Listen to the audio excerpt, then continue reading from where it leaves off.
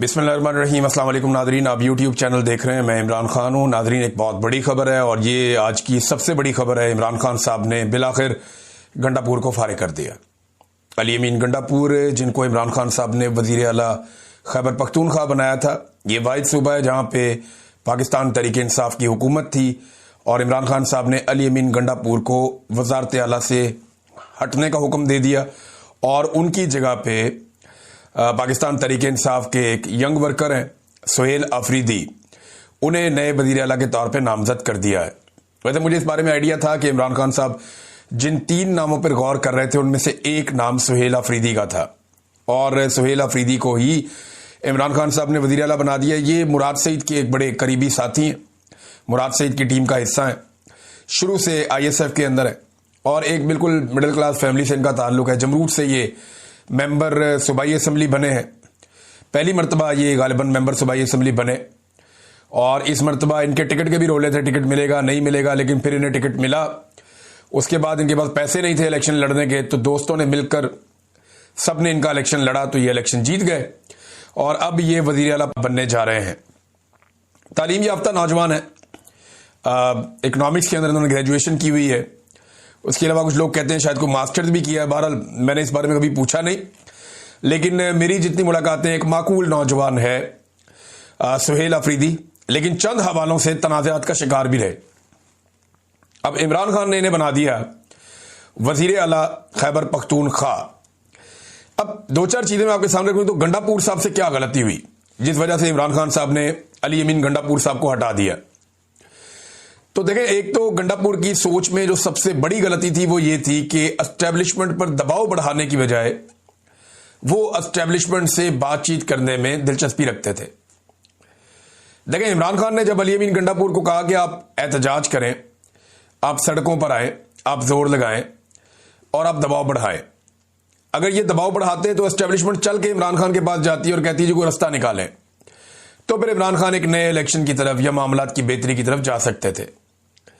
लेकिन गंडापुर ने खुद ही एस्टेब्लिशमेंट से बातचीत शुरू कर दी। 2 मरतबा एस्टेब्लिशमेंट ने उन्हें गायब किया, फिर वो वापस आ गए उन्होंने दोनों दफा अलग अलग कहानियां सुना दी। तो गंडापुर साहब की सोच में, और ये मुझे उन्होंने जून 2024 में बताया भी था, मैंने ये बात पहले कही भी है कि गंडापुर साहब ने कहा था कि इमरान खान जब भी बाहर आएगा मेरी बात आप लिख कर ले लें, ये एस्टेब्लिशमेंट के साथ कोई बातचीत करके ही बाहर आएगा, वैसे बाहर नहीं आएगा, डील करके आएगा। गंडापुर को पहले दिन से ये लगता था, पहले दिन से इन्होंने हार मानी हुई थी। तो इमरान खान साहब की नजर में जो सबसे बड़ी गलती हो सकती है तो यह है कि इमरान खान साहब के अहकामात को इन्होंने माना नहीं। दूसरा, इमरान खान साहब को यह फैसला बहुत पहले कर लेना चाहिए था। देखिए, उनका अपनी पॉलिटिकल पार्टी है, उनका अपना पॉलिटिकल पार्टी के बारे में अपना ओपिनियन है, अपना फैसला, अपनी टाइमिंग है, वो तो इमरान खान साहब तय करेंगे। लेकिन मेरा तज्जिया यह है कि इमरान खान साहब ने यह फैसला बहुत देर से किया। यह फैसला इमरान खान साहब को वक्त रहते कर लेना चाहिए था, क्योंकि 26वीं आईनी तरमीम अब वापस नहीं हो सकती। अदालत में उसका केस तो चल रहा है, लेकिन क्या होगा हम सब जानते हैं, क्योंकि जो जजेस 26वीं आईनी तरमीम का मुकदमा इस वक्त सुन रहे हैं, यही जजेस 26वीं आईनी तरमीम के बेनिफिशरीज हैं। तो कैसे हो सकता है कि ये जजेस 26वीं आईनी तरमीम का फैसला उसके खिलाफ दे दें? 36 आईनी दरखास्तें आई हुई हैं और बल्कि होना तो यह चाहिए था कि ये जजेस सारे खत्म कर देते मामला और उन 16 जजेस को ये मुकदमा दे दिया जाता जो 26वीं आईनी तरमीम के बेनिफिशरी नहीं थे, उससे पहले वहां मौजूद थे। तो दूध का दूध और पानी का पानी हो जाता। सीनियर जजेस को इससे बाहर रखा गया है। अब 26वीं आईनी तरमीम पास हो गई, ये गंडापुर साहब का एक कारनामा है। अगर इमरान खान साहब इनको पहले हटा देते तो 26वीं आईनी तरमीम इतने आराम से पास ना होती। फिर खैबर पख्तूनख्वा में जो मिलिट्री ऑपरेशन हो रहा है उसमें अली अमीन गंडापुर मुकम्मल तौर पे नाकाम रहे, बल्कि वो एस्टेब्लिशमेंट से खुलकर बात ही नहीं कर सके कि ये क्या हो रहा है और इसको कैसे रोका जाए।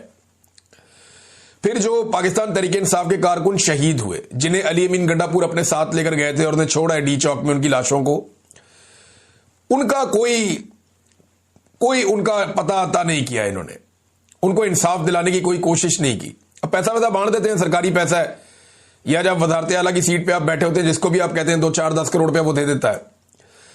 तो गंडापुर साहब ने पैसे वैसे तो बांट दिए, लेकिन जो 26 नवंबर के जो कारकुनान शहीद हुए पाकिस्तान तहरीक इंसाफ के या उसके आगे पीछे भी, उनको फरामोश किया।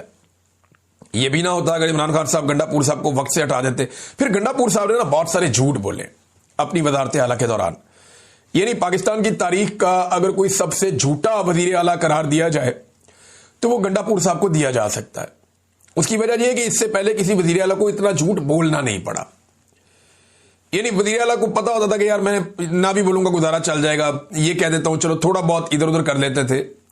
हालांकि बड़े बदतरीन वजीर आला आए मुख्तलिफ सूबों में, लेकिन गंडापुर साहब ने अपनी पार्टी को मुतमईन रखने के लिए, इमरान खान साहब के कारकुनों को मुतमईन रखने के लिए इन्होंने बहुत झूठ बोले। नॉर्मली जो वजीर आला झूठ बोलते हैं वो पकड़े नहीं जाते, लेकिन गंडापुर साहब के ऐसे झूठ हैं कि अब बाकी सारी जिंदगी उनकी इन झूठों को सच साबित करने में या इन झूठों से जान छुड़ाने में गुजर जाएगी। इतने झूठ गंडापुर साहब ने बोले हैं अपनी वजारत आला में। यानी अब उनके पास बहुत टाइम है, वो हाइकिंग करें, पहाड़ों पे चढ़ें, 8 जिले क्रॉस करें, जो दिल करता है करें। लेकिन गंडापुर साहब ने अपनी सियासत को बुरी तरह तबाह किया है। अब देखना यह है कि अली अमीन गंडापुर शेर अफजल खान मरवत बनेंगे, उस्मान बुजदार बनेंगे, परवेज खटक बनेंगे, महमूद खान बनेंगे या फयाजुल हसन चौहान बनेंगे। देखना यह है कि अली अमीन गंडापुर साहब मुस्तकबिल में क्या बनना पसंद करेंगे। इनके बड़े अच्छे ताल्लुकात थे एस्टेब्लिशमेंट से। जिस वक्त ये खबर आई तो फौरी तौर पे एक भूचाल मच गया। अभी मैं आपको बताता हूं नया वज़ीर आला कौन आ रहा है और इसके क्या इम्तिहान क्या होंगे इसके बड़े, और कौन सी चीजें जो इसके सामने आकर खड़ी हो जाएंगी। और इज्जत और जिल्लत का फैसला तो मेरा रब करता है, लेकिन कुछ चीजें हैं जो इसके गले पड़ेंगी।